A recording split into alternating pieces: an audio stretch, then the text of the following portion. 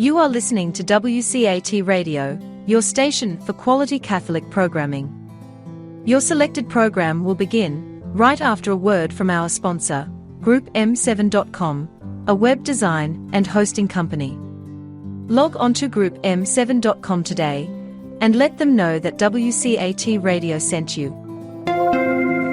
You know, my finest childhood memories was the Saturday morning movies for about 4 bits each. My brother and I could split a Coke and a big box of popcorn and watch movies about Tarzan, Jane, and their Amazon River adventures. Well, maybe that's where Jeff Bezos took his name. His Amazon.com is now the largest online retailer in the world. I'm Michael Malfood with Group M7, the oldest and largest website design firm in East Texas. And here's my point, and as usual, it's a good one. If your website is modern and up-to-date, mobile and search engine friendly, it matters not whether you sell a product or provide information about your goods and services, your sales justifiably will increase just like theirs. The world uses the internet. We can improve your website and your email. Look at our giant portfolio at GroupM7.com. Since 1995, there's only one web and there's only one group, and it's us. It's Group M7.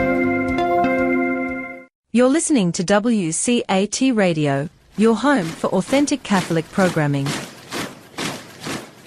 Welcome to a iTest webinar entitled Discovering the Fullness of Reality, How Partial Truths Obscure the Union of Faith and Science. This will be presented by Dr. David Keyes. My name is Tom Sheehan, and I'm the Director Emeritus of iTest. Now, to give you just a little background, iTest, its full name is the Institute for Theological Encounter with Science and Technology. We're an association of Christian theologians, scientists, and others committed to the worldview in which faith and science collaborate in exploring the truth. iTest was started in 1968 and has been holding webinars and conferences for over half a century now on different topics where science and faith come together. In general, what we try to do is explore truth theologically in the wisdom tradition of the human community and in the data of the sciences, because they are something that comes together. iTest's mission is to foster and disseminate the Catholic position that science and faith in God are complementary paths to human fulfillment. Now, before I introduce Dr. Keyes, I'd like to ask Robin Arthur to lead us in an opening prayer. Robin? Yes. O Holy God, we implore you with a humble heart that you guide us this morning along the path of truth as we seek to light up the darkness that obscures the union of faith and science and blurs our understanding of your awesome works of creation. Thank you for the tools of science and the eyes of faith, through the union of which we come to understand, as Einstein did, that science without religion is lame, and that religion without science is blind. Amen. Thank you very much, Mr. Arthur. Now, a couple of mechanical things that we have to tell you about. There will be a question and answer session, and questions will occur to you during Dr. Keyes' presentation. So that's what the chat room is for. If you look down at the bottom of your Zoom screen, you'll see the little green box marked chat room. If you post your questions there, then our administrator in St. Louis, Sheila Roth, will have those on hand ready to use when the question and answer session starts. So the chat room is where you post your questions, and we certainly think that you will probably have some pretty interesting questions that you'll want to post. Now, on to today's topic. I am delighted to introduce Dr. David Keyes.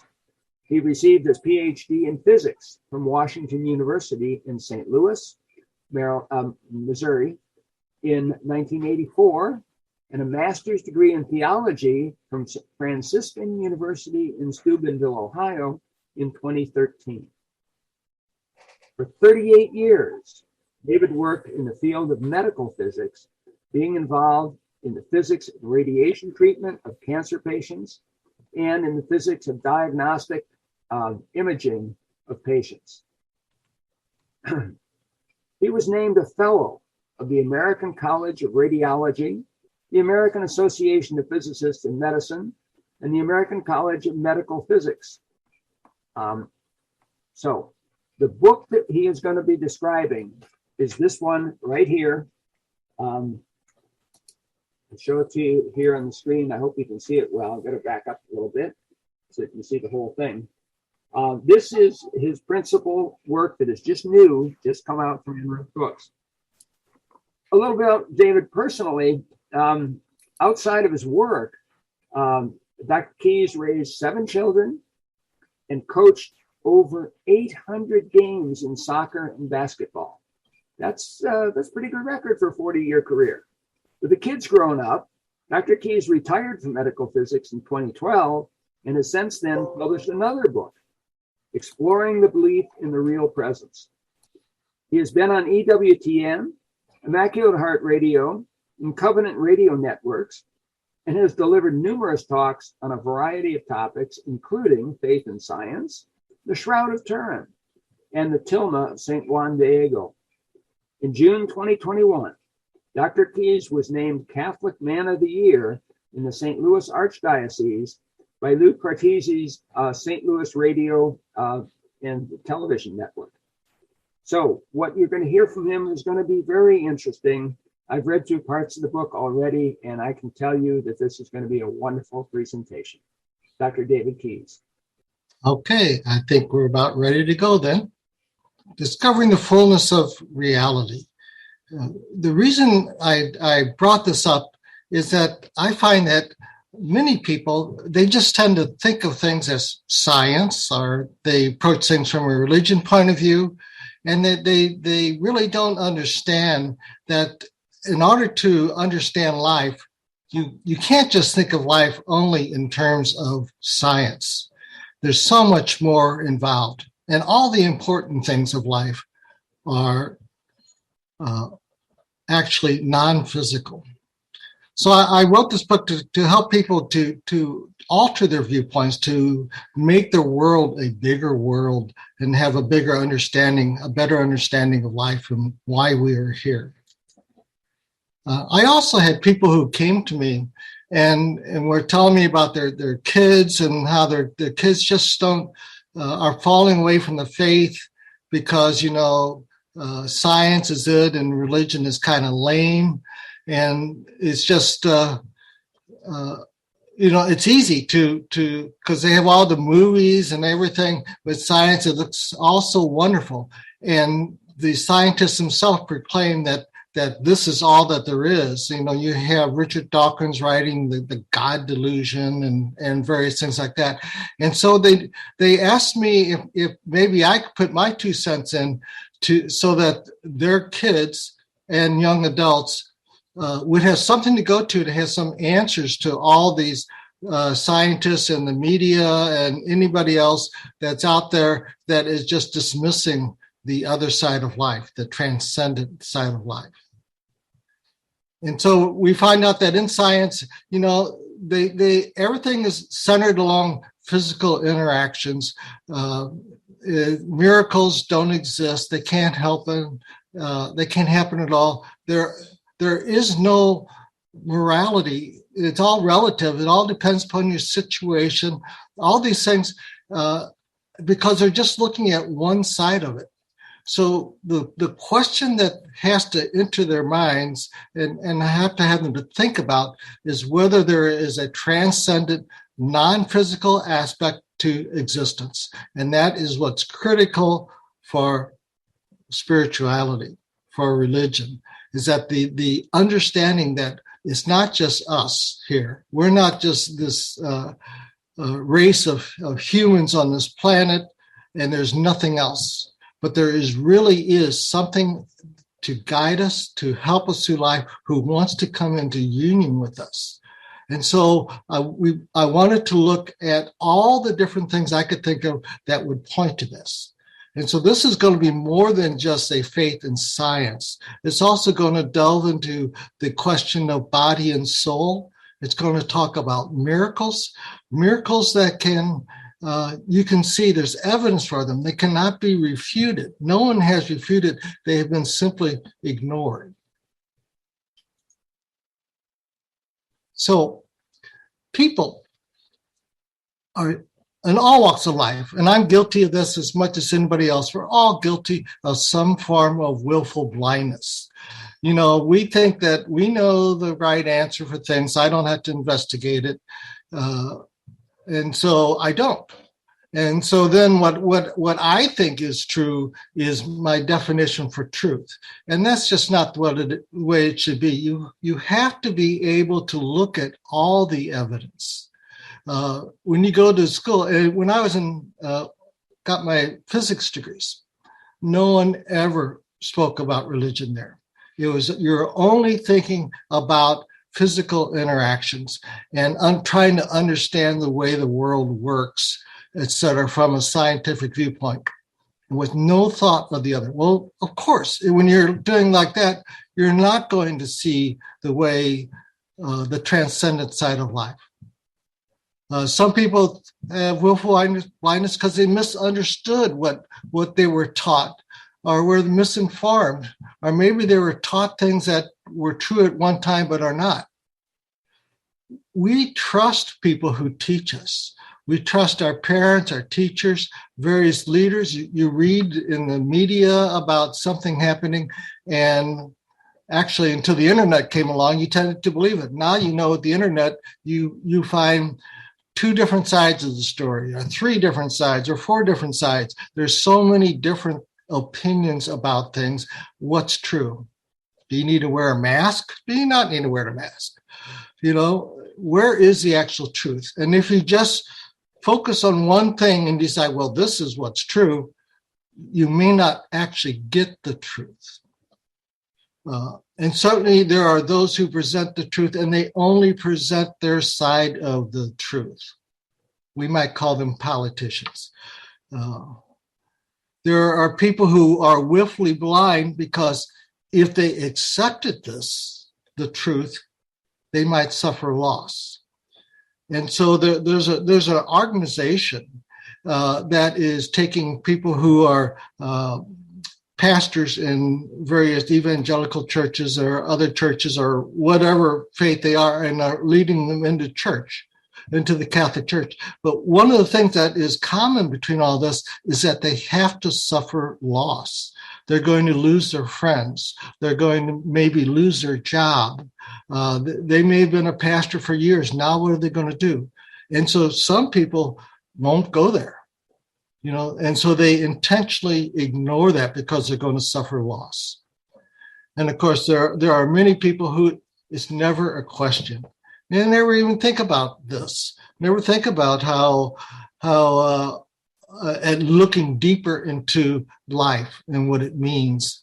They're busy with their own life and their own families, and they're doing their own things and worried about their sporting events or their business, how much money they have. And so they don't have time to pursue truth. And so they in effect, they're willfully blind, so they don't address it. So they're never going to find it. Well, this is I started this in 2015, 2021, and I was going to do the legwork and look up all this information, trying to present it.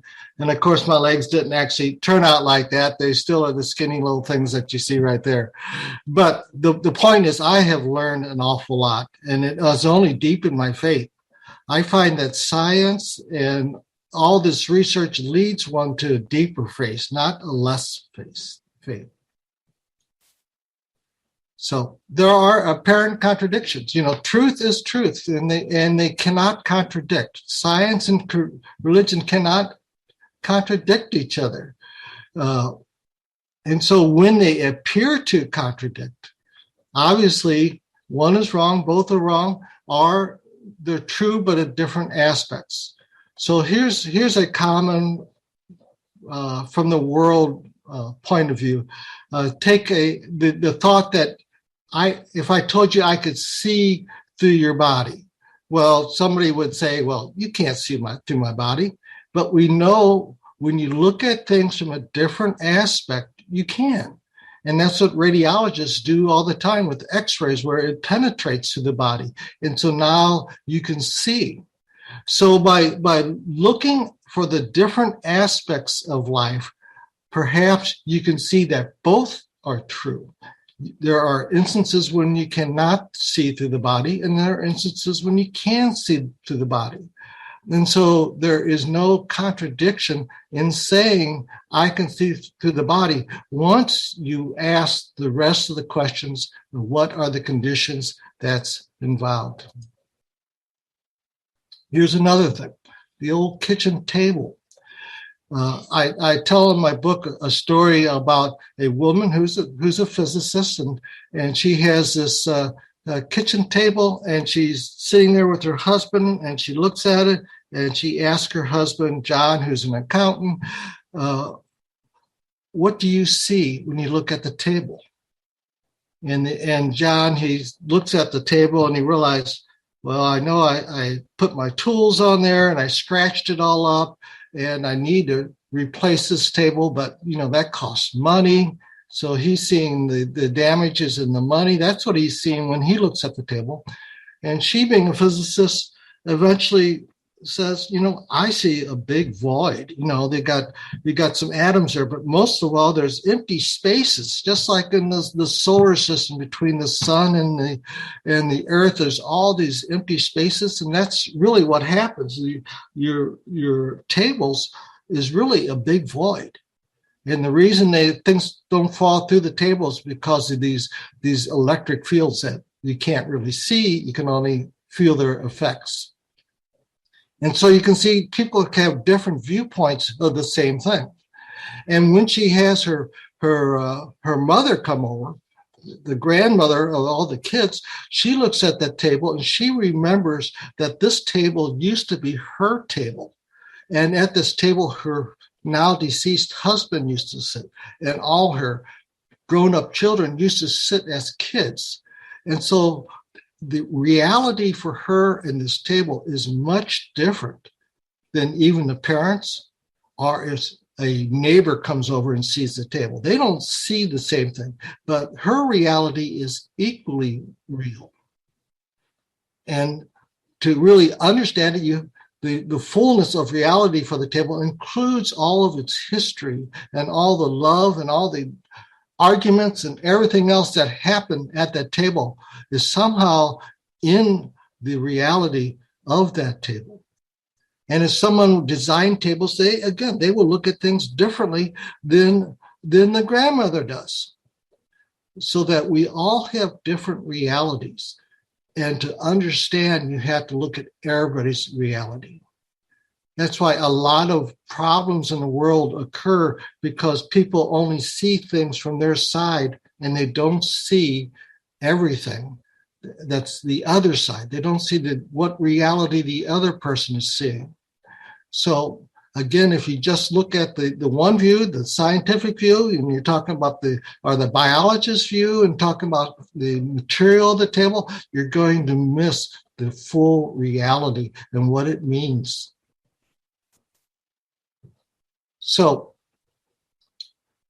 we'll talk about truth, okay? Science talks about truth, okay? But the issue with science is science changes with time. It used to be true to consider the world to be flat. It was true to consider the earth to be the center of the universe. And people looked at it that way. But they change. Even in the 20th century, initially they thought that the universe has always existed. And then later on, they found out this concept of a Big Bang, where it suddenly, from nothing, the universe began to grow. So science can speak about truth as they know it, but that truth can change, or it can be modified slightly. That doesn't mean that what they say is not true, but these things can change with time. With the deeper you get into it, the more you realize that you didn't quite understand exactly how it is. Okay, religion is not about science. Religion is about God, the revelation of God, how we are to live, and things like that. So it's looking at life from a completely different point of view. And so when the religion has its truths, they are from a different subset of reality than the science truth. So they're not. So they shouldn't contradict each other. Now, from religion, we also know that there are times that certain things happen that transcend science. We call those miracles. Or we call things our body and soul. The fact that we have a soul transcends science, because science is only looking at the physicality. But when you study these things, we know there's more than physicality. So we need to determine what the situation is, and that requires the understanding and faith of things beyond physicality, and it requires our reason. It's all faith and reason. So, everyday reality, from a science point of view, or the way we look at things, we think of things that mass. We look at something and we see that, oh, this is a bowling ball. We know how much it weighs. We know the length of the diameter of it. Time is a known quantity. The 1 minute for me is the same thing as 1 minute in Australia. But it's not. It turns out that it's not. We find out that mass, distance, time all depends upon your frame of reference. And this is a true reality that we have found. There was something posed as a twin paradox. And in the twin paradox, you had in my version of, you have two brothers, okay? They're 20 years old each. And one of them goes onto a rocket ship, and it travels at 87% of the speed of light. And he's got a watch with a long-term battery. And after 20 years, he comes back on his watch. Well, as it turns out, the person on Earth physically would not be 20 years older. So he wasn't 20, then 40. He would actually be 60 years old. And he would have gray hair, and he would have not be able to jump like he once did, and all these things. He truly ages differently than his brother, who is in this rocket ship and then came back to Earth. And we can know that. And I give a few examples in the book of common things where we know that. Even when in my field in radiation therapy, when they accelerated electrons to strike a target, they'd be going so fast they had to consider the effect of the speed of the acceleration to the mass of the electron, and so they could guide it where they wanted to. Also, we find that all motion you think is continuous. You move your hand from right to left, you think it's continuous, but it's not. It's in a series of finite steps that are so small that you don't even notice it. Other things with science, matter, electrons. We've seen all these things. We've seen pictures of an atom, electrons going around it. But scientists tells us now that electrons may not even exist until they are observed. Electrons do not go in orbits like you see there. They're instead they show up here, then they show up there, then they show up someplace else, and those orbits are just a probability that they might be there, but that doesn't mean that they travel like that. It's really kind of bizarre. All interactions are due to probability. There's even something called the property of entanglement, and this is really weird. When you talk about some particles and they're related to each other by a so-called spin, and one will flip its spin, the other particle, no matter where it is, it doesn't even have to be in the region, will also flip its spin. So somehow they're tied together And this happens at speeds instantaneous as far as we know.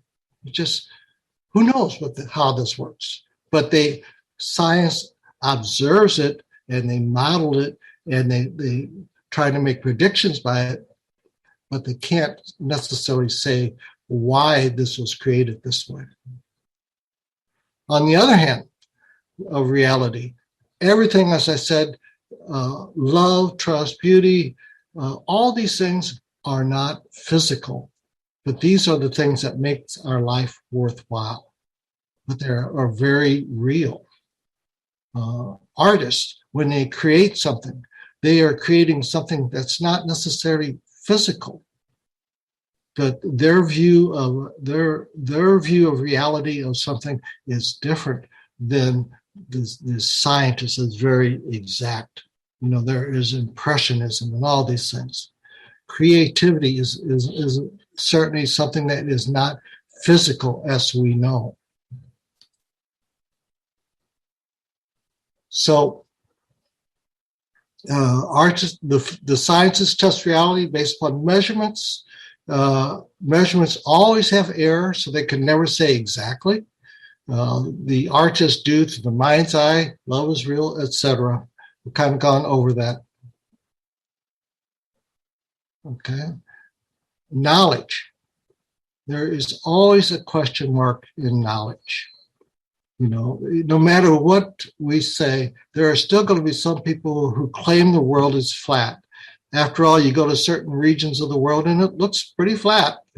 There are people who claim that man never walked on the moon. All these things, no matter what you do, there's always a question mark that you cannot absolutely know anything.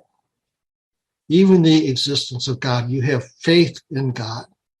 Everything you know teaches that, but yet there comes a time when you have a doubt about this. And so you have to work through that. So our knowledge that we have is all based upon the trust. Where did we get the information from? You trust your parents. You trust the textbooks that you had. You trust your personal experience. And you trust, a scientist trusts his measurements. So he has to trust the equipment that the measurements have, and he has to trust the people that calibrated that equipment, and it just goes on and on. And the more you trust, the more you're likely to claim that you know something. And what happens if you don't trust? Well, if I say, well, there is no Australia, because, perhaps I've never been there, and yet everybody else in the world is saying that there is an Australia, and you have a guy across the street who says he used to live in Australia. If you don't trust, you're eventually going to be considered delusional or insane. So it's, who do you trust? How much do you trust? And when you trust enough, you can say you know. And that comes into religion and things like that, where you may be trusting in something that you don't physically see. We didn't physically see Jesus. We didn't physically see the Father create the universe. But if we have enough trust in everything else we have in life, we can come to say that I know Jesus. I know the Father. Okay. So you have to consider, who do you trust? Now, let's take the example of the origin of the universe. Okay, religion. This is a big issue because the media, when they talk about origin of the universe, they always get one side, which would be the fundamentalist, literalist side, and they get the atheist side, and they stand them apart, and they make them look like they're arguing with each other, but they're really talking about different things. There's all kinds of theories of the origin of the universe. In the ancient years, you had mythology that talked about gods and goddesses, and they're fighting each other and arguing. They may cut open the stomach of one of the gods, and all of a sudden, mankind comes out, and man's going to serve God. That was their explanation. Okay. As a Christian or a Jew or Muslim, we all see that God created the universe out of nothing. by one true God. There are those who, in reading scriptures, believe that it happened in a 6-day, 24-hour day, and they ignore evidence, lots of evidence, that the universe is expanding and at one time didn't exist, much less the fact that we didn't have 24-hour days. Some people try to interpret scripture and they substitute day for eons, but the order of events in Genesis just doesn't fit reality of what happened. In Catholicism and many other churches, they realize that the Genesis is not a scientific description, but is really describing much more the why this happened, who made this happen. In the science world, as I said, for many people for years, they believe that the universe has just always existed. There is no beginning of time. They don't even address how can that be, but that was their stance. And then along came the Big Bang and says, no, this can't happen. And it took a long time, maybe 20 years, before everybody pretty much saw that the universe came from a point. And there are some people that say, well, it's just an expansion and then a contraction and then expansion and then contraction. And that's been proved to be false.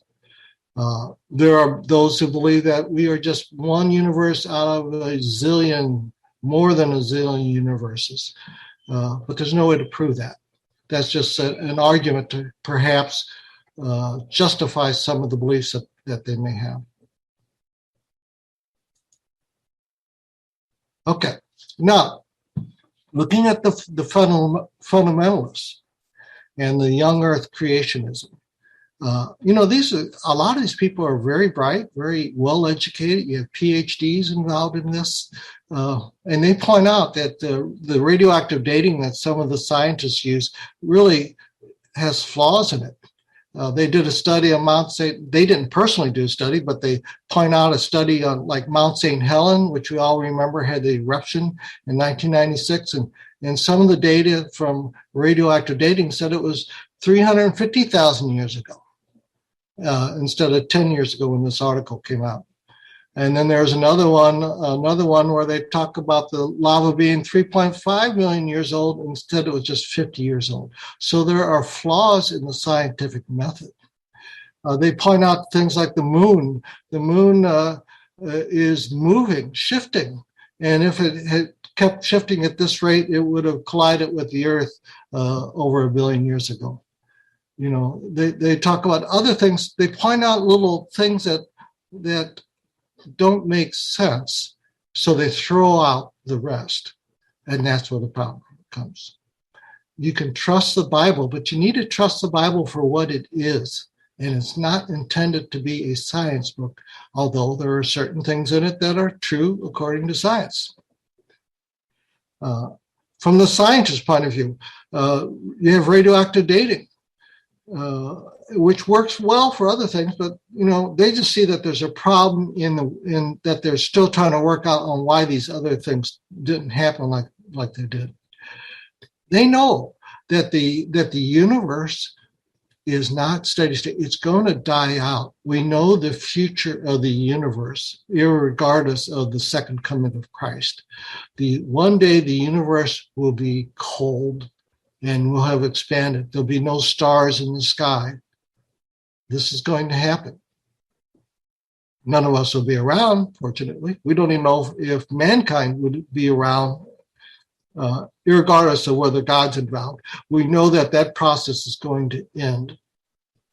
So they say that the universe is now 13.8 billion years old. And so but they don't all know this. Scientists trust the people who did the research. They trust the physicists. So they trust individuals and their publications, and they think that this guy is a great guy and he would not say anything to benefit himself. Maybe that's true, but that's who they trust. So you can trust scripture, you can trust the physicists, but you need to trust them in their area that they're talking about. So how do you reconcile these? Okay. Basically, religion, the Bible answers who and why. So the conclusion which I'll show is that the heavens and earth were intentionally created over a period of time by God out of nothing in an orderly fashion for the benefit of man. Well, we're going to find out that science is pretty close to that. Science answers the what and the how. So there are different questions that are being asked. And they come to the conclusion that the universe was finely tuned, created over a period of time by an unknown means, out of nothing, in an orderly fashion, and is anthropic, that is suitable for man. So they're basically the same statement. Being finely tuned, as we're going to see, means that the universe had to be created exactly in a certain way. And that tells me that it was intentionally created. But I assign God as a creator, and they just have a question mark. They can't explain it. So why is Genesis written as it is, if indeed it's not 6 days, 6 24-hour days? Well, the simple solution is that no one would have understood the science, and they didn't understand the science. What they did understand is they understood revelation of God and why God did this and who he did this. It's just saying a Big Bang doesn't mean much, and it doesn't mean much to you either. None of you, I'm sure, none of you understand the Big Bang and all of its essence and explaining how things happen at 10 to the minus 35th of a second and things like that. We have our understanding of the Big Bang because of trust in science, okay, of the physicality of the beginning of the universe. So Genesis, they wrote it to tell something about the revelation of God. Okay, they wrote it to correct the pagan myths, which had multiple gods, that man was created as to serve the gods, and not out of love. Some of it, they're created in jealousies. Okay, so the story is told to give us the truth about God. We also understand that those who study literature, the Hebrew literature, the Israelite literature, depending on what time frame, is that the Genesis is written in a poetic format. And looking at the actual language, people who study language say that this is actually a poetic format. And so when you understand that, you understand that this isn't really being written to explain science. Again, is to explain the truth about God. And the church has long taught this. You can go back and find statements from Augustine, Thomas Aquinas, etc., that they're pointing out that you cannot take Genesis as a scientific venue. Okay, it's to teach us about God. Here's some examples. Day 1, and God said, make light. Day 2, he makes sky and sea. Day 3, dry land and vegetation. And then day 4 fills up what they did on day 1. Day 5 fills up what they did on day 2. Day 6 fills up on what is done on day 3. So you see that the creation is very orderly, and then its intent is to make it a place for man. And then it's going to tell us that he made man his image and likeness. And so that's why the Genesis is written, that way to convey those meanings. So what does the scientists say what happens at t = 0? Well, we talk about various things, gravity and all these things. Why are they as they are? Why is there an attraction between matter that we call gravity? Why do you, when you rub your feet, you walk across a carpet and you get a charge? Why does that happen? It's simply, there's no reason why those forces has to exist, but this is what happened. And so this is the what, okay? And there are other things that they study things, and and they can't figure out what's going on. And so then scientists talks about things like dark energy and dark matter that we can't see. Dark matter, you can't see it, but we think it must be there because we see the way certain galaxies move. Dark energy, the universe is expanding, and now it's expanding even faster than we ever thought possible. So there must be something out there causing that to happen, and they assign that to dark energy. And so these are things that there is no physical direct measurement of. So they're just thoughts of this. So at the beginning of time, all this had to be set up. The dimensions utilized. Why do we have 4 dimensions? We have 4 dimensions: length, width, height, and then time. Because certainly, if we have a box here a day ago, when t was minus 1 day, the box wasn't there. So that you need the 4th dimension of time to really talk about life. Okay, well, is that what was done? Well, it turns out it wasn't. Turns out there was more dimensions initially, but we don't really see them in our day-to-day interactions. And then the process exceeds in time. So scientists identifies, and you can look at this at your leisure some other time, and it's talked about in the book about the different forces that we have. Things like charge. Well, what really is charge? It's an attraction between a proton. A proton has a positive charge and an electron has a negative charge. But what is that really? Well, we can describe what it does without understanding what it really is. Okay, there are other things that had to be cited. What's the speed of light going to be? Is the speed of light going to be constant, or is it going to be different in different directions? All these things had to be decided. All these things. Everything had to be decided at t equals 0. And all these things have to work together perfectly, or it doesn't work. And that's proof of that. If we scientists, and a lot of the study has been the second half of the 20th century, where they looked at these things. Gravitational constant, if you change the value of the constant, and a constant just is just a number.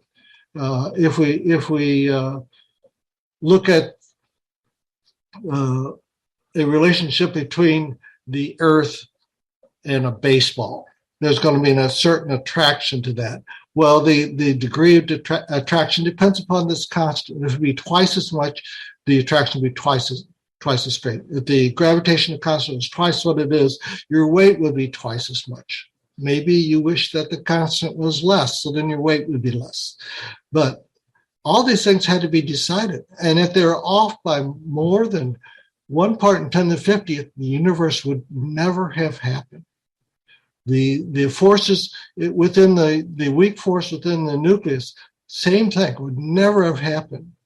All these things, you change them slightly and the universe has never happened. This is what they call fine-tuning. And this is what I call intentionality. It had to be done for a reason. Same thing, the weights. How big should an electron be? How big should a proton be? There's no reason for it to be what it is that we know of. But this is the sizes of everything we have is just remarkable. They have to be what they are or nothing works. Entropy. Entropy is the ability to do work. And let me just show you this next. I'll get there yet. Okay, this is a good picture. Here is a bomb, okay? Okay, the ability to do work. This is said to have high entropy. Energy is released. It's non-directional. It has no control. It's not good for much of anything. Here is a fireworks display. Let's say it has the same amount of energy. It's a planned event. The energy is released in a controlled manner. It has an expected outcome. It's beautiful. Okay, this is what's called low entropy. And when the universe was started, it was started with unbelievably low entropy. Everything was in perfect order.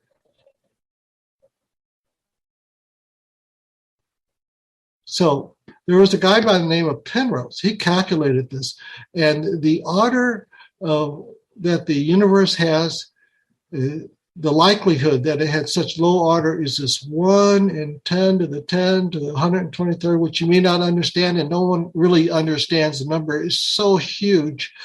The likelihood is so small. You do 1 over that for the likelihood. It's unbelievable. But this is what had to happen for our universe to be what it is today. So, this is where the multiverse idea came on. They never thought about this before, but when they realized that it was so extremely unlikely that the universe could possibly exist, they said, well, if it's statistical, then we must have many, many universes. And that's where the multiverse comes from, as they just assume that there's multiple universes, and ours just happen to get the right numbers so that the universe could be anthropic. But there's no way to prove this, because you can't measure or determine anything about a universe that's outside your own. So maybe it did happen. I mean, maybe there are more than one universes, but if they are, it certainly was done as an act of God. They all had to have a beginning. They all had to have certain guidance so the universes don't collide into each other. This has been mathematically shown by various scientists. So the Catholic understanding, the universe was created out of nothing. The universe was created in an orderly fashion. It's not a statistical haphazard event. The universe was created over a period of time. It's still, the universe is still changing over time. The universe is anthropic. That means it is suitable for man. And everything God made was created good. It's created good. Okay, so that's just at t equals 0. That should be enough, you would think, to make someone pause to think, well, if this is so unlikely, how did this all happen if it wasn't intentionally done? But there's more. Once the universe is created, you have cosmic evolution. You have everything going out and eventually forming stars and galaxies and stuff. Eventually, you get the solar system, and there's so many unique things about our solar system that it's just completely unlikely. It's very unlikely, extremely unlikely that there would be another planet suitable for life. And if there is, it must have been intentionally created. There's chemical evolution. How do you go from rocks to having life? How do you get the spark of life to occur? And then biologic, how do you go from that first cell that was created to the numbers of species and everything that we have today? These are all things that are very critical to understand and so unlikely to occur, yet they did occur. So evolution, we just define it. In general, the gradual development of something, especially from a simple to a more complex form. Defining it because in biology, it's different. It's the process by which different kinds of living organisms are thought to have developed and diversified from earlier forms. So in the universe, things only happen one time. In biology, you have multiple new forms of life. If that doesn't work, they change slightly, they build on the past. And so physics is a single current, biology is a gradual development based upon what was there before. From the cosmic evolution, getting from that initial t equals 0 to having man, we see that there's many different kinds of galaxies. We are in what's called a spiral galaxy. This is actually, when you look at it from the flip at 90 degrees, you can see it's more like a disk. But you got these little arms going out, and this is what our galaxy is. This is important because this galaxy is still making stars and things like that. And there's plenty of, and we need all the elements that this is being generated and spewed out on the Earth to give us all the metals and things that we have. The elliptical ones are older universes, and the irregular ones are so erratic that there'd be unlikely for anything to develop without having the erraticism, the collision of stars and galaxies and stuff bouncing into each other and destroying things. Okay, but the Earth is so unique. For man to live, we have to have a planet that is situated perfectly from the sun, so that it is warm enough that water melts, but yet there are points where it is solid, and there are points where we have gas. We need the gas so that we have clouds. We have to have UV is important to have in mankind. It has to have just the right amount, not too little. You have to have, for photosynthesis, you have to have just the right amount of light intensity to make that happen. And you go through this whole list of things. Tidal zone, that basically means the relationship between the moon and the earth. If the moon was closer, and also between the sun and the earth, if the earth was closer to the sun, it wouldn't spin. It would have gradually slowed its spin all those years, but it's far enough away that it hasn't really felt that. But our rate of rotation has changed. Originally, the Earth spun at 3 hours in a day. You can imagine what the winds and everything would be like if the Earth was spinning that fast. Now it's 24 hours a day. Should the Earth remain, eventually it'll be 48 hours a day. Eventually, in time, it will stop rotating, just like the moon does not rotate. You see the same face of the moon every time you get to see it. We used to have lots of water. We don't now. In fact, we have 500 times less water than other planets that are of similar size. We need water, but we need land. To really be the civilization and everything we have, we need to have land. And this is just perfect for us. We have magnetic fields that shield the Earth from radiation coming from this cosmic particles coming from the sun, and they get deflected out of the way. We have to be in a very stable position. This is I'm guessing you see this. Okay, this is a graph of two different models of what the heat, the energy released from the sun has. You can see it used to be much hotter, got colder, and we are right here. We are having global warming for sure. Independent of the global warming we may be generating, but the sun is going to globally warm us, and it'll get hotter and hotter. That also means that at one time, Mars, back at this time, would have been warmer, so maybe it did have liquid water at one time. I'm sure it did, because the water that gets deposited here really comes a lot from cosmic radiations running into a planet. So someday, it's going to be warmer at Mars, and it will be warm enough so that you can have water there. And the Earth all the water may be frozen. So that's our future.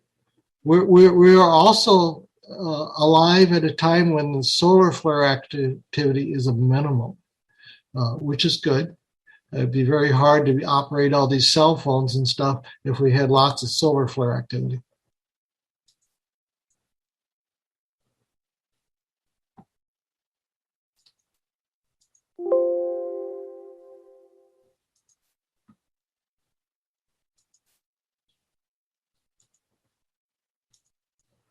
Okay, the other thing that happened is we had a moon. This is, we have a moon there, and we think, well, what about that? Well, a big object had to strike the Earth, and it had to strike the Earth within a narrow range of speed and a certain range of size, and that's what resulted in the moon being ejected. And the moon is very important because it gives us tides, which is important, and also keeps the Earth, the wobble, to be more or less consistent. And so all these things had to happen just right at a perfect time. right around, it's got the time frame here, about 3.9 billion years ago, we had the final aspect of what's called a late heavy bombardment. The Earth was being hit by many, many particles and stuff, and it vaporized the much of the surface of the Earth. They say that 2 to 100,000 tons of heavy elements per square yard were deposited on the Earth. Obviously, if we were living at that time, we would have all been annihilated. So we're right at the right time. This deposit gave us a whole bunch of minerals that is important for us to have for mankind. So life was generated. We know that we had the earliest life is about 3.9 billion years ago. It's anaerobic cells. But what is life? For something to be living, it has to meet this criteria: able to respond to stimuli. It has to be able to grow over time. You must have offspring. If you have a cell that doesn't reproduce, what good is that? The cell must maintain a steady temperature. It must be able to metabolize energy. And then for anything to occur that's significant, they has to grow and have more cells united, and they have to differentiate, etc. Somehow or another, since the environment changes over time, they must be able to adapt. So these are all things that are important for life. And the very first cell that became alive had to have these capabilities. How likely is that? So now, that's bad enough. But what we have found out, the real problem is because this DNA that we discovered in the latter part of the 20th century, that every cell has got DNA, and it's a sequence, this string of DNA, it's a double strand for DNA, single strand for RNA. They contain the information on how to do all this, how to metabolize, how to make new cells, how to divide, how to maintain the thing, how do you repair proteins. All this is contained in this strand. And so you need information. Information is not physical. Information is knowledge, right? And the cell has to have this thing and a perfect order to do all these things. So the information had to be imbued to the cell. And then in making the cells, it takes time to do all these things. If you take a bunch of molecules and you throw them all together and it doesn't work out, and you try it again and you try it again, with a cell, it's not cumulative like biology. It's going to be a one-time event that you finally make a cell that can do all these things. Well, how long does that take? Well, it turns out that the Earth is just a baby universe, not nearly long enough for statistically randomly for this to occur. Okay. Bill Clinton, good old Bill Clinton, said, "We are learning the language in which God created life." And it's true. This is what I said. We have double-stranded cells. It's really interesting.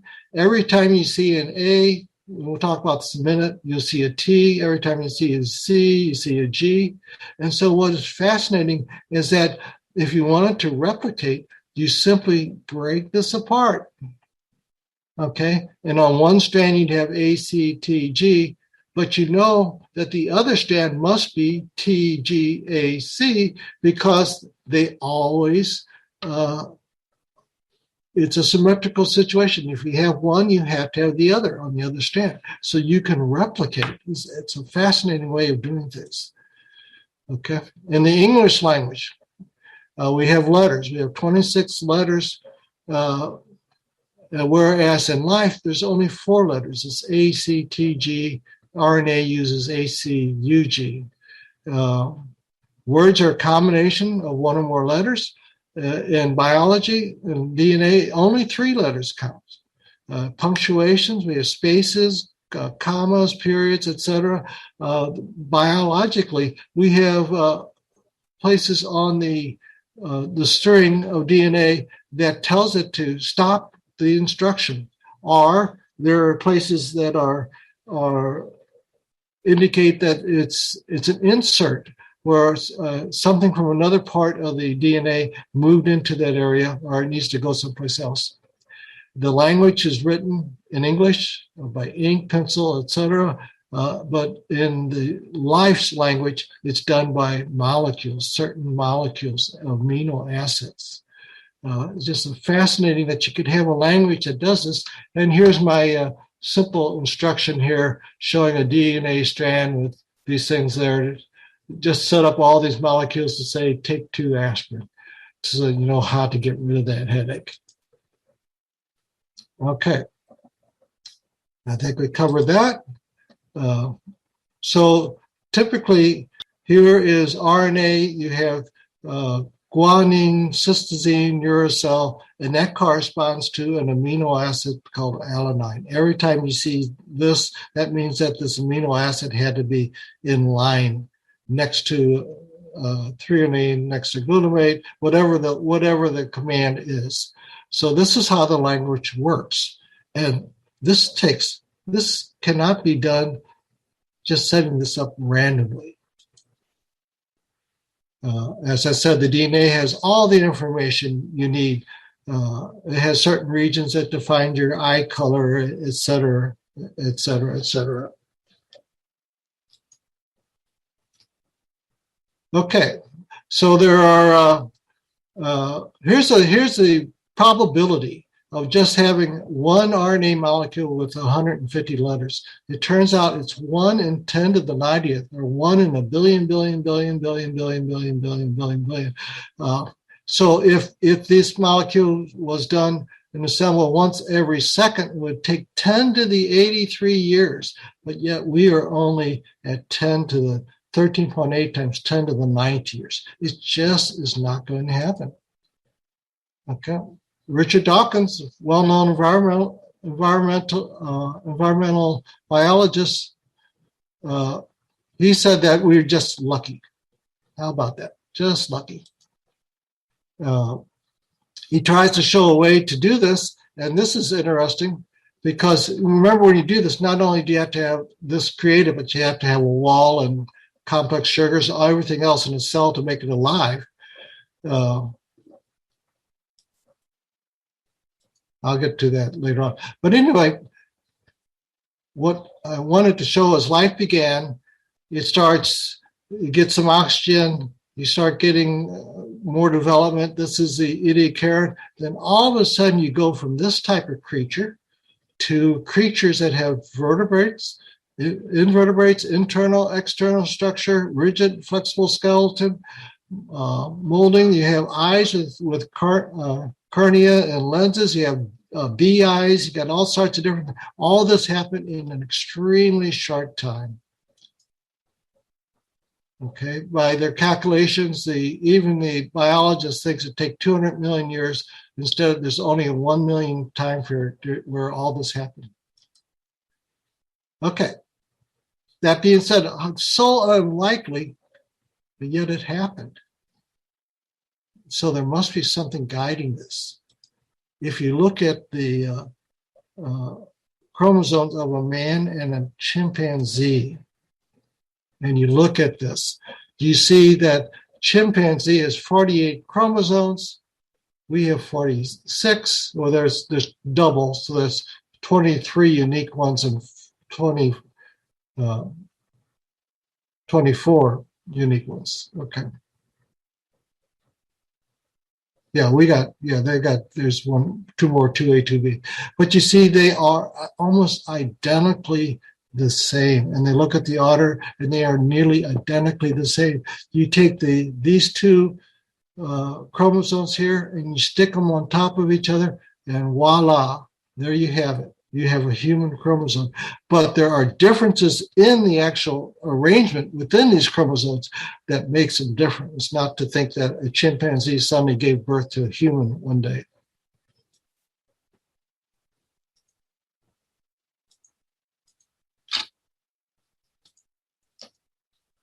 Okay. And that's just the biology. Now we have to transcend things. We can transcend things. We have truth, beauty, justice, etc. We have proof of things that are outside. We're not just physicality. We have near-death experiences where all of these different things that are reported are pretty consistent between one near-death experience as another. A near-death experience being as something where a person is declared dead. They don't have brain waves or anything like that, but then for some reason they come back. And they have these common experiences between the two, and they're very lucid. They're not confused. It's not like a dream. When you dream at night, it's always an unreal situation. Okay, it's not a hallucination. You can go and have these near-death experiences, and they'll go out of the body to go in, maybe into the waiting room, and they'll hear conversations. They'll be able to describe what people were wearing. This isn't explainable by science. It can't happen. We have people who are blind from birth, and they can describe things in detail. They can't really describe colors, but they can describe different intensities. So this is a more intense color than that. And how did they do this? They were blind from birth. They've never, ever seen these things. Incredible. But yet this happens. They've done studies on the brains. If indeed there is no soul and everything's contained by the brain, then when they do these surgeries, and when they do these surgeries, people stay awake. Here, a woman is actually playing a violin while she's having her brain worked on. But they should be able to put an electrical discharge in one part of the brain, and they can get the arm to move or something like that. They can get the person to say what's happening, but they can never get the person to lie. They can never get the person to have an abstract thought. These things are all generated outside of the physicality of the brain. We all have consciences. How do you explain this? We all know basically right or wrong. We know it's wrong to rape a 3-year-old. Everybody knows that from the day you are born. Okay? Some people they go against their conscience, but they originally knew it. The conscience can decay, be degraded with time, or it can be improved. It can be malformed, or it can be improved. This is something everybody has. Miracles. There's so many that are unexplainable, but you can go see them. I was fortunate enough to go to Lanciano and see this Eucharistic miracle. And here, there's a host. This is what remains of the blood. It calcified into little calcium deposits. Okay, but if you look at the host, here you see what remains of the bread-like look of the host. You see cardiac muscle that is physically attached to this bread. This is an opening. This was very thin, and eventually it broke out. But this muscle has capillaries in it. It has nerves in it. It's viable muscle. This is 1,300 years old. It hasn't been preserved at all. I stood outside. I was 3 feet away from it. I can look at it. You can see this cannot happen. No one can attach cardiac muscle to bread and have it put on outside and have it stick around for 1,300 years, much less 2 weeks. It cannot happen. And there's been other Eucharistic miracles, and the blood type and the type of cardiac muscle all come from the same region of the heart in all the examples of Eucharistic miracles where this has occurred. This cannot happen. And so, but this is ignored. This is a problem. The scientists will not, it's been studied by scientists, but other scientists, they won't look at this and say, well, something must be going on here. Instead, they just ignore it. That way they don't have to deal with it. Here's another, the Shroud of Turin. Forgetting about how old it is, the image is miraculous. It cannot be duplicated today. I go into the book about how this can happen. I mean, or what's miraculous about it. But you cannot duplicate the imaging process of it. And the dating method has been pretty much, it's been analyzed, and the dating that they have There were mistakes that were made. There were things that may have happened in the creation of the image that would affect the date that was found. The tilma of Our Lady of Guadalupe gave a talk on this, and there's no paint on this. There's no brush strokes. There's no sizing. There's no drawing under it. The material is agave fibers, which should not last more than 10 to 20 years. It's over 500 years old. The pattern of stars on the coke corresponds to the pattern of the various constellations at December 12, 1531 at 6:30 a.m. when the event occurred. How do you do all this? This is definitely not Aztec art. It's very similar to some Spanish art, but you can't create an image. No one can create an image like this without using paint or whatever. The image is really more like a Polaroid that kids don't understand nowadays, but it's just captured and that's it. Apparition. Fatima. 70,000 people saw the miracle of Fatima, including many from the government, from atheists. People wanted to prove them wrong. They all saw this. How can 70,000 people see an apparition that doesn't occur? Incorruptible bodies. When Saint Bernadette Soubirous of Lourdes, when they excavated her body, they still have live blood cells in her liver. This doesn't happen. Okay, her skin was incorrupted. So there's been some changes since then, but basically she was completely incorrupted. Martha Robin died in 1981. She was an invalid since 1923. She didn't eat anything except for the Eucharist, yet she survived.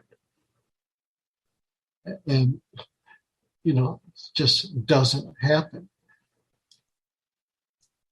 So, you look for the possibility. Things just happen this way. We got lucky.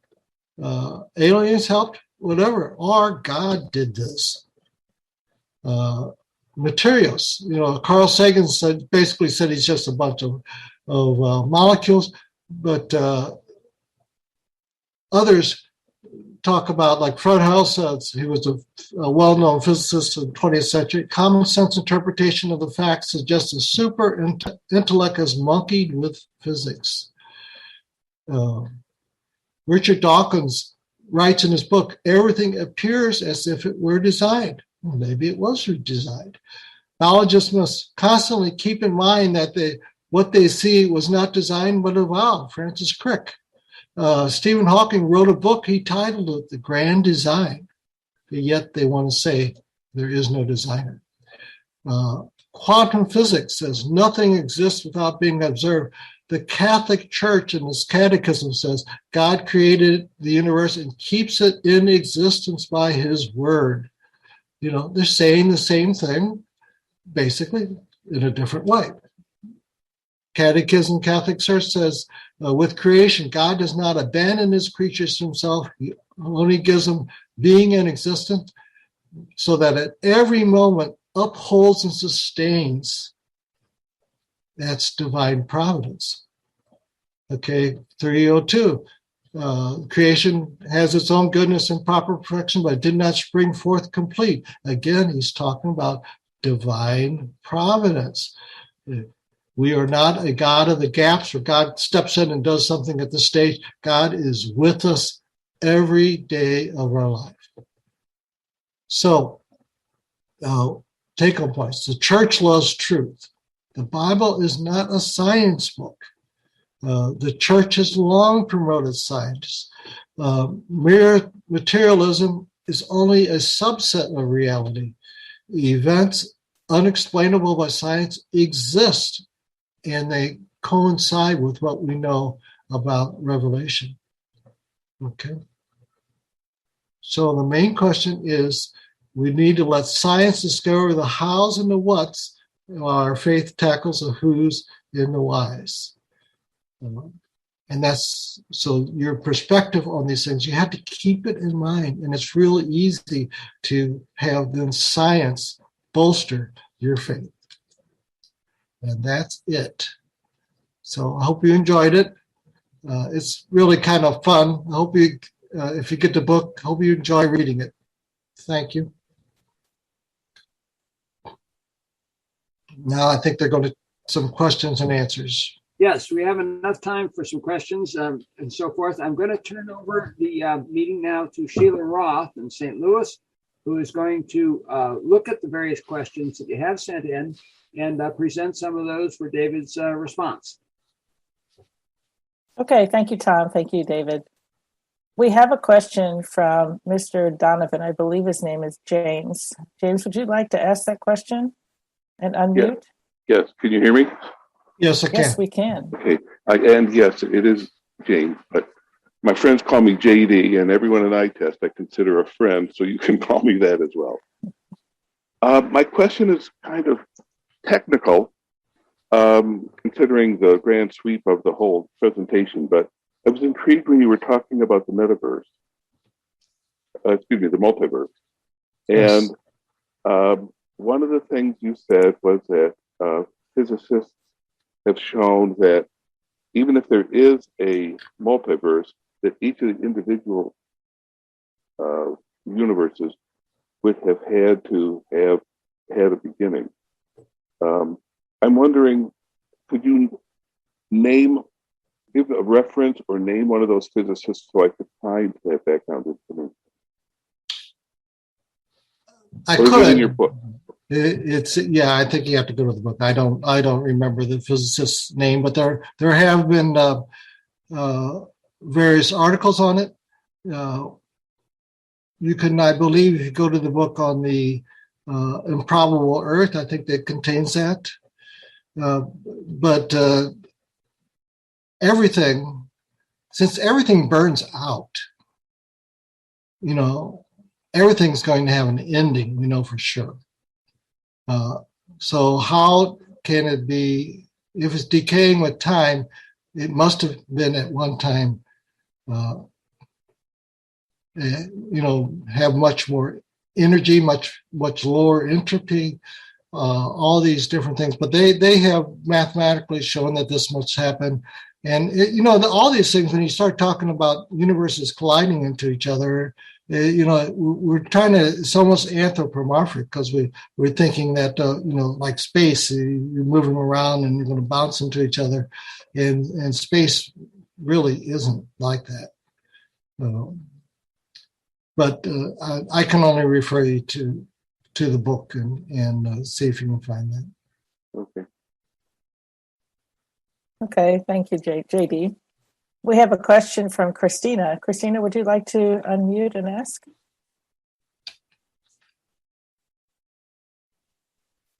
Thank you for your presentation. It's really it's enlightening and fantastic. I just have a very short little question. When was DNA discovered?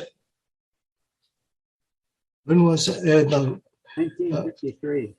Let's see, the exact year is not on the top of my head, but it was in, let's say, around 1960s, somewhere around there.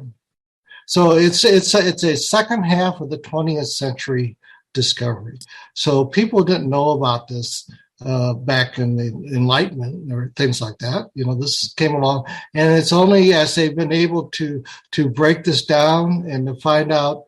On that one side where I showed the chimpanzee and the man's chromosomes, I had another part where it shows on the DNA all the different regions that control different aspects of the DNA, and all this has been gradually developed more and more. They had the project where they went through the whole genome of the DNA and were able to decipher it.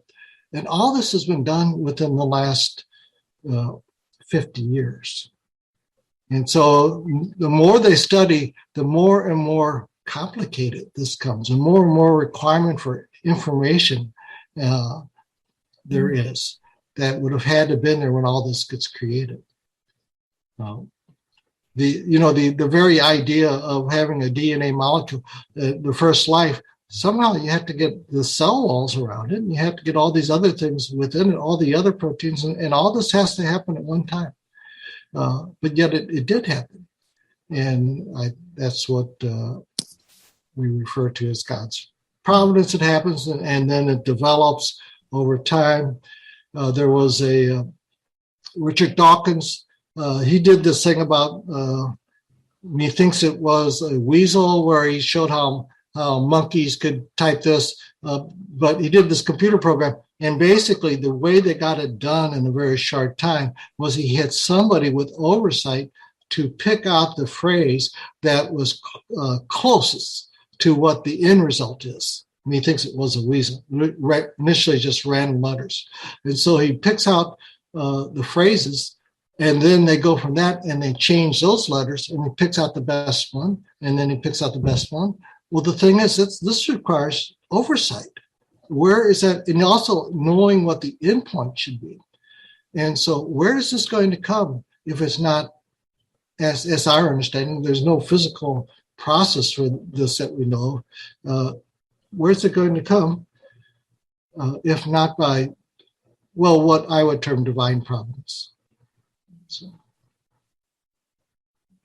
Thank you. Okay, thank you, Christina. I have another question. What about extraterrestrial aliens? How would they fit in the creation story and even salvation history? Well, we've already shown that the time frame to actually develop life is very long. You know, it's much longer than what the universe is. So if there are aliens running around out there, then that must have also been part of God's design. And he must have wanted it to happen. And he must have overseen the process that had happened for them. Again, the odds of any of these steps is so extremely wild that it requires an outside entity. If you want to call that God, that's fine. But there's no physical reason why all these things, the fine-tuning should have occurred as it did. The cosmic evolution should have produced the Earth like it did. I mean, there's lots of planets out there, that's true, but they have yet to find one that is got the same conditions. A couple of they found ones that are similar, that may be at the right distance, but having all the other things that really are required for human life, just they haven't found that yet. So if it does occur, it's intentional from God. Okay, very good. Thank you. We have another question. Are intelligent design and divine providence the same? Not really. The design infers that you design something and then you build it. The way physics happens is every interaction is based upon probability.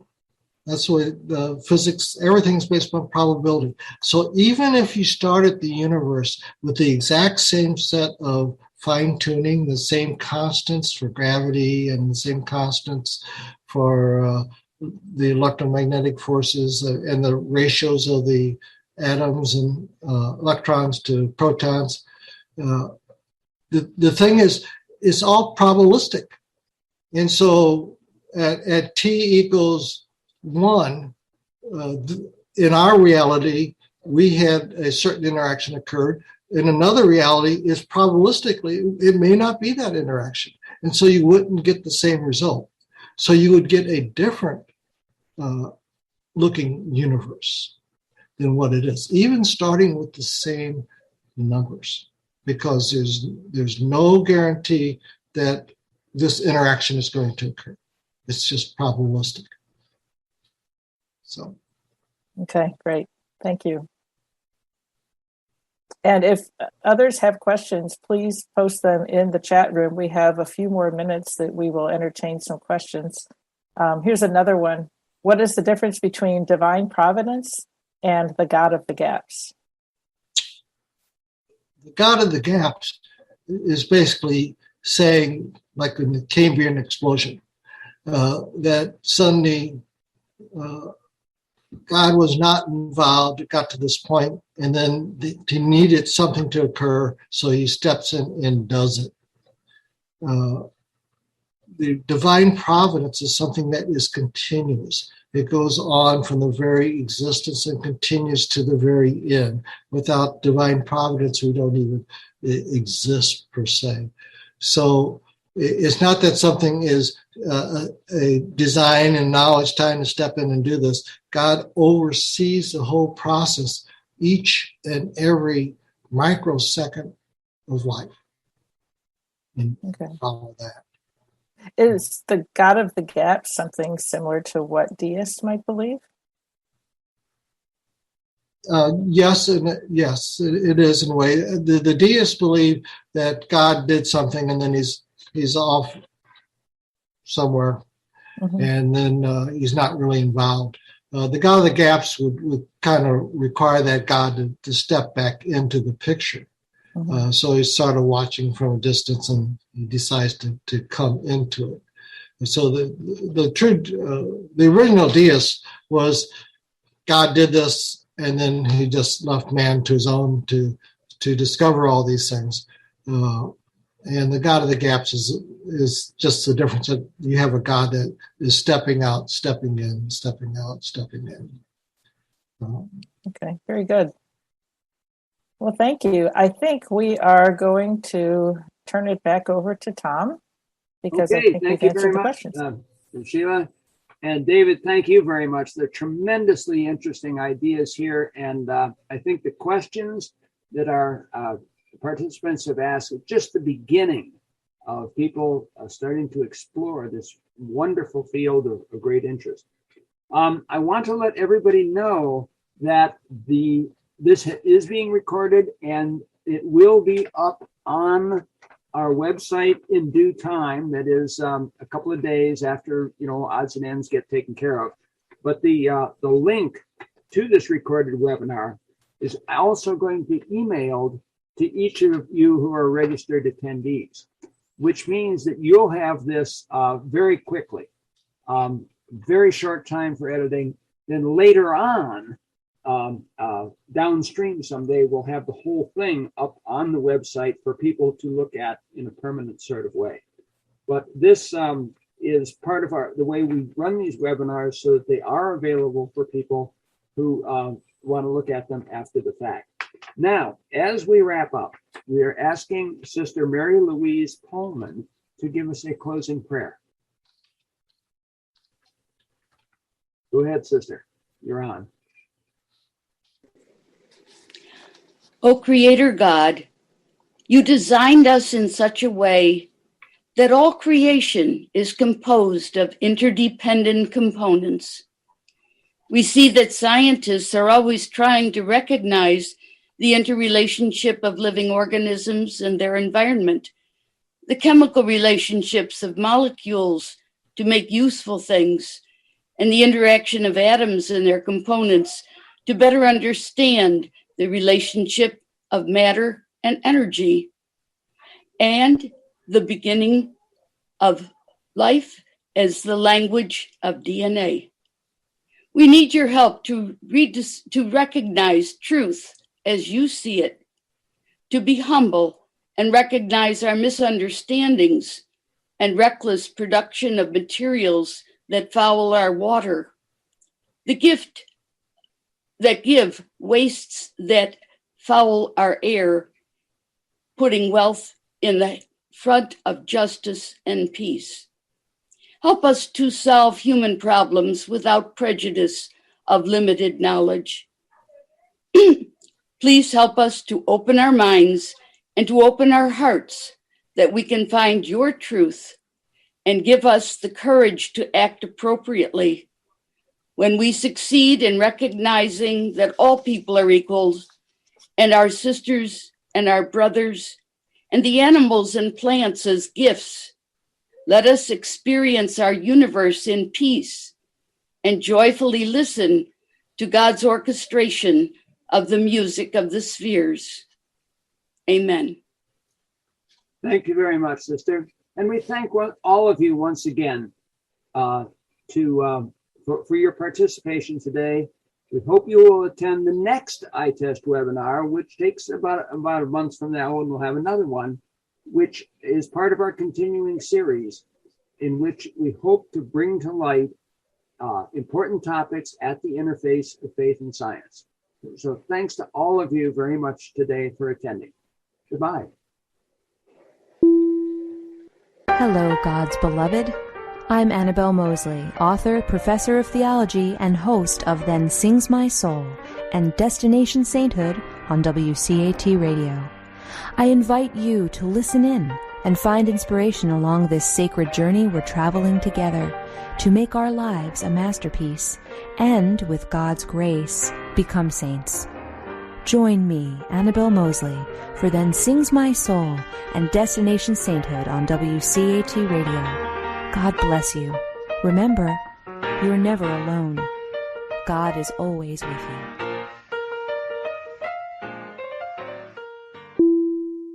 Thank you for listening to a production of WCAT Radio. Please join us in our mission of evangelization. And don't forget, love lifts up when knowledge takes flight.